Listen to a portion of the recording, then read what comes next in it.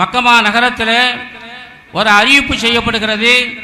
அபூஜஹல் மூலமாக அபூஜஹல் அறிவிக்கின்றான், இந்த முஹம்மத் ஸல்லல்லாஹு அலைஹி வஸல்லம் அவருடைய தலையை யார் எடுத்து கொண்டு வருவாரோ அவருக்கு 100 ஒட்டகங்கள் அன்பளிப்பா வழங்கப்படும் என்று அறிவிப்பு செய்கின்றான்.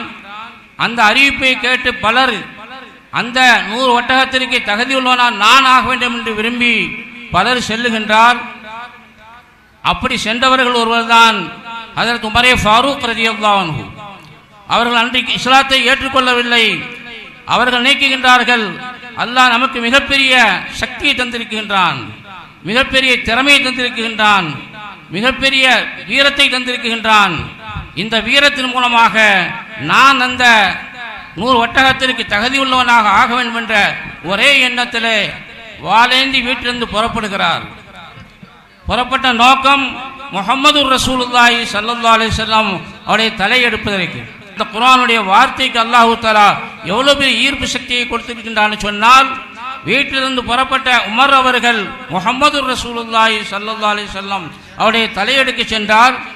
இடையிலே ஒருவர் சந்திக்கிறார், கேட்கிறார், உமர் அவர்களே எங்கே வீரமாக செல்கின்றீர்கள், வாளேந்தி செல்கின்றீர்களே, உடைய வீரத்தை பார்த்தால் என்ன நோக்கம் என்று கேட்கும் பொழுது உமர் அவர்கள் சொல்லுகிறார், இதோ முஹம்மது ரசூலுல்லாஹி ஸல்லல்லாஹு அலைஹி வஸல்லம் அவருடைய தலையெடுக்க செல்கின்றேன்.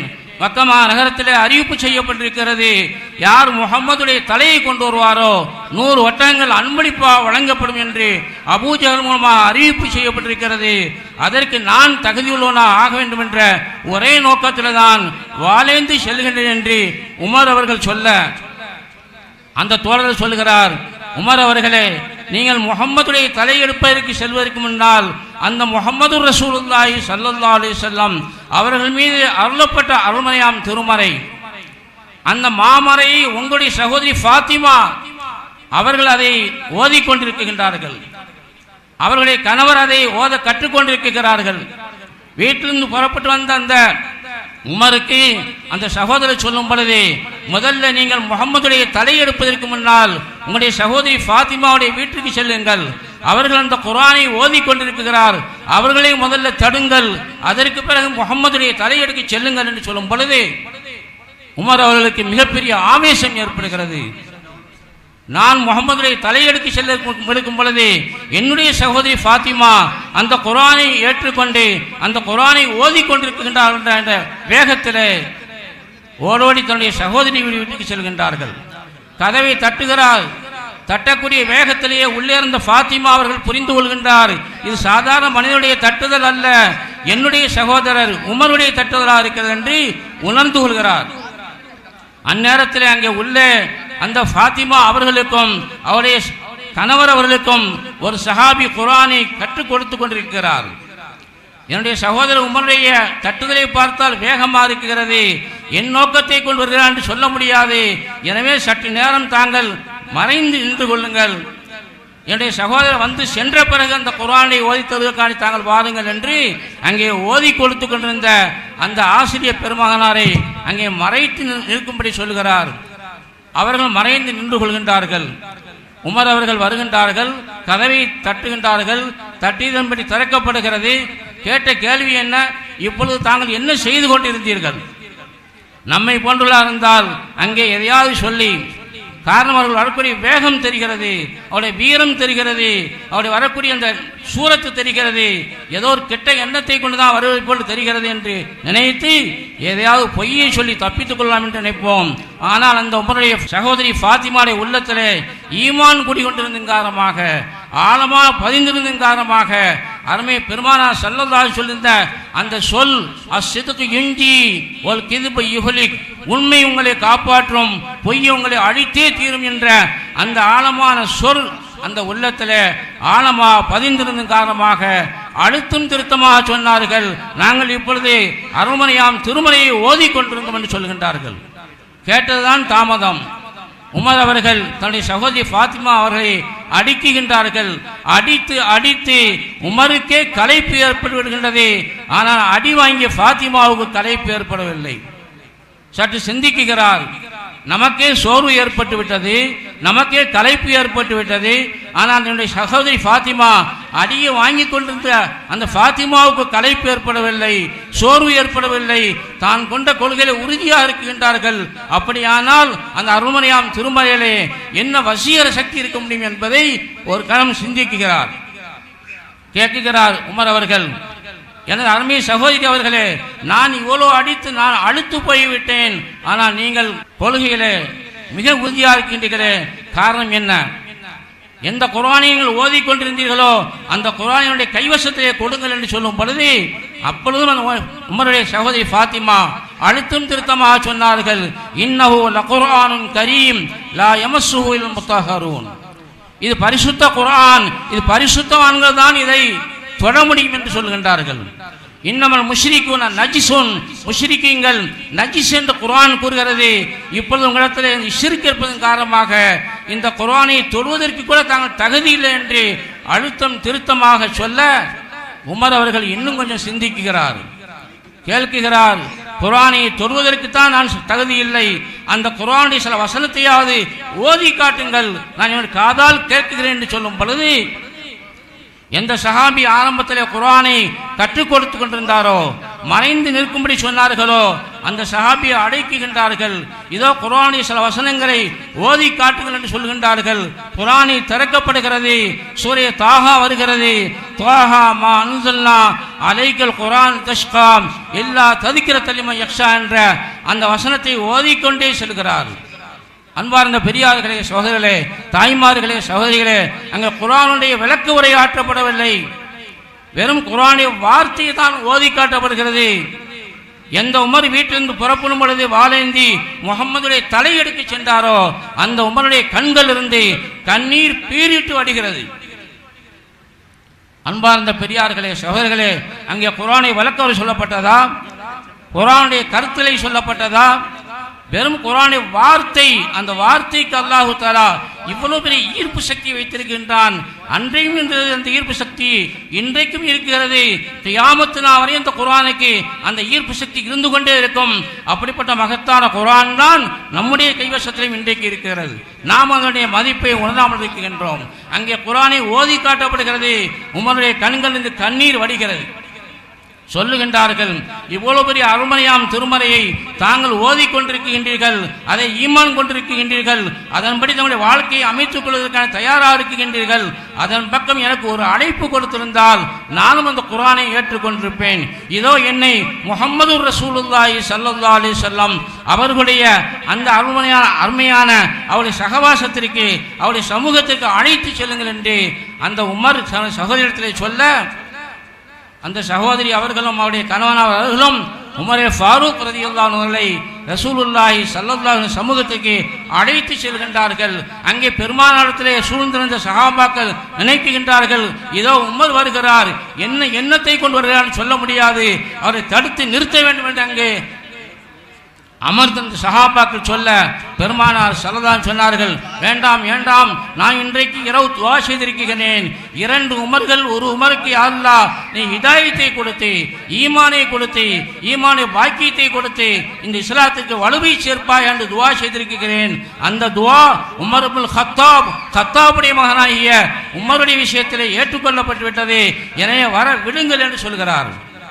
வருகிறார், மண்டியிட்டு அமர்கிறார், பெருமானாருடைய கையை பிடிக்குகிறார்.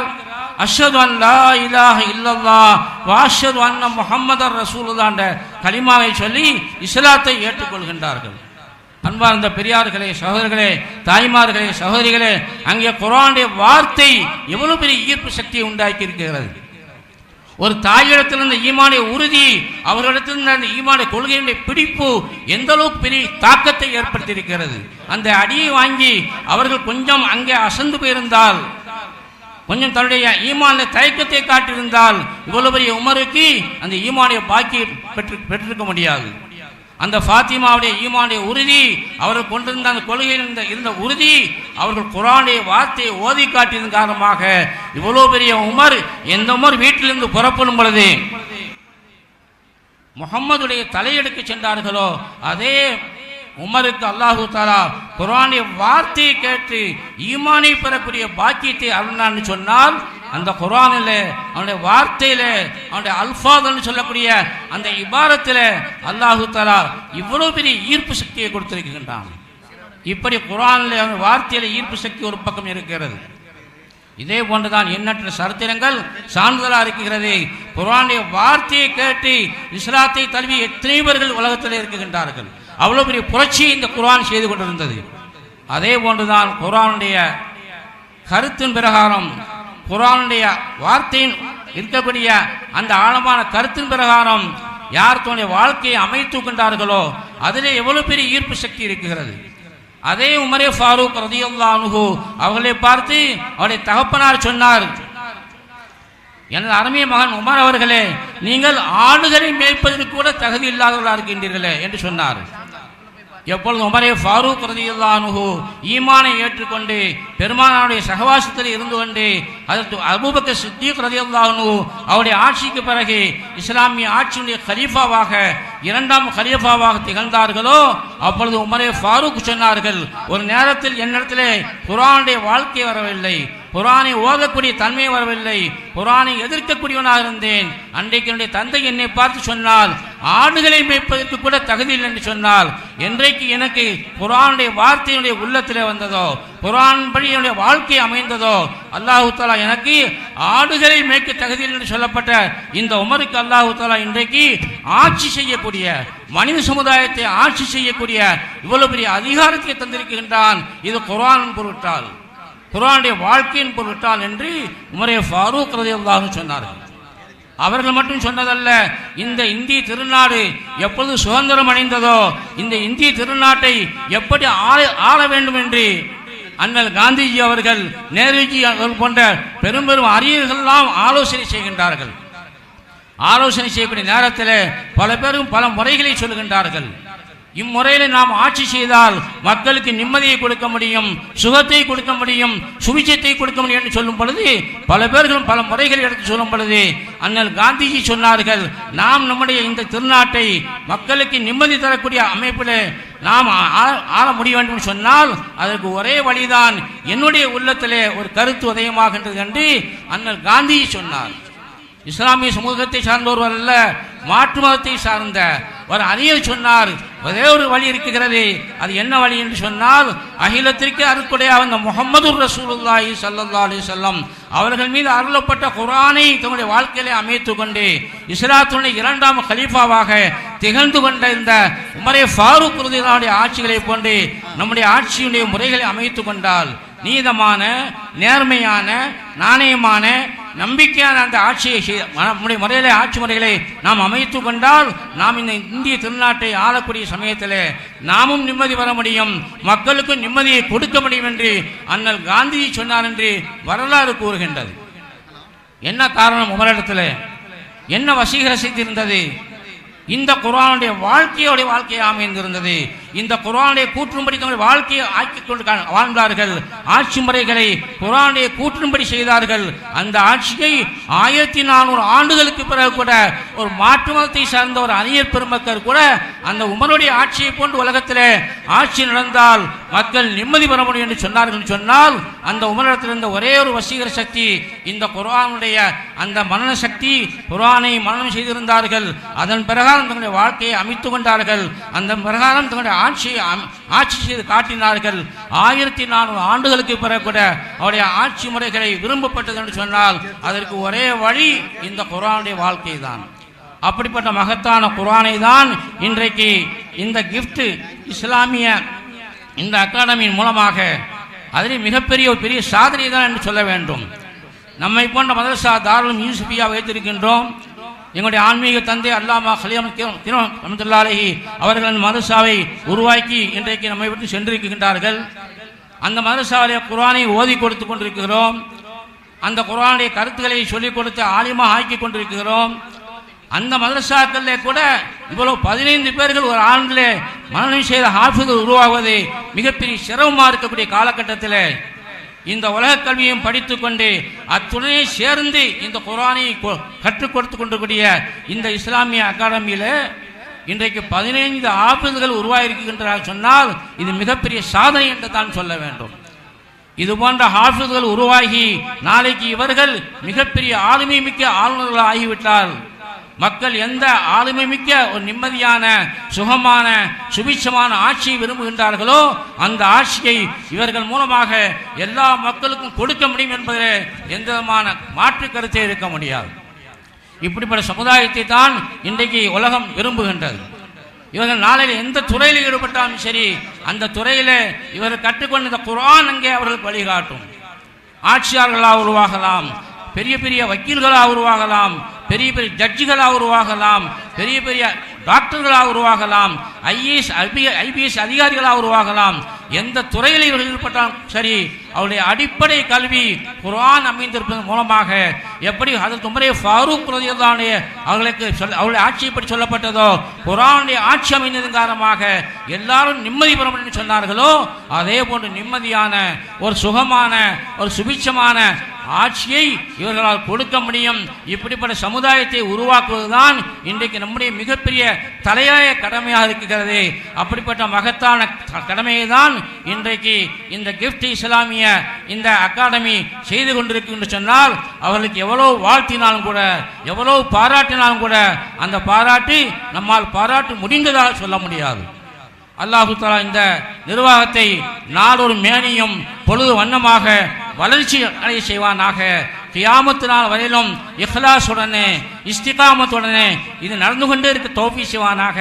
அல்லாஹு தஆலா இந்த அகாடமி மூலமாக பல்லாயிரக்கணக்கான ஹாஃபிஸ்கள், பல்லாயிரக்கணக்கான ஹாஃபிஸாக்கள், பல்லாயிரக்கணக்கான ஆலிமாக்கள், பல்லாயிரக்கணக்கான ஆலிம்கள் இந்த அகாடமி மூலமாக உருவாகி கொண்டே இருந்து இந்த மனித சமுதாயத்திற்கு மிகப்பெரிய சாதனை செய்யக்கூடிய, மிகப்பெரிய சேவை செய்யக்கூடிய, மிகப்பெரிய ஆட்சி அதிகாரம் செய்யக்கூடிய ஆளுமை மிக்க சமுதாயத்தை இந்த அகாடமியில் படிக்கக்கூடிய இந்த ஹாஃபிஸ்கள் மூலமாக அல்லாஹ் உருவாக்கி தருவானாக என்று அல்லாஹ்விடத்திலே உங்களோடு சேர்ந்து நானும் துஆ செய்து வாய்ப்புக்கு நன்றி கூறி விடைபெறுகிறேன்.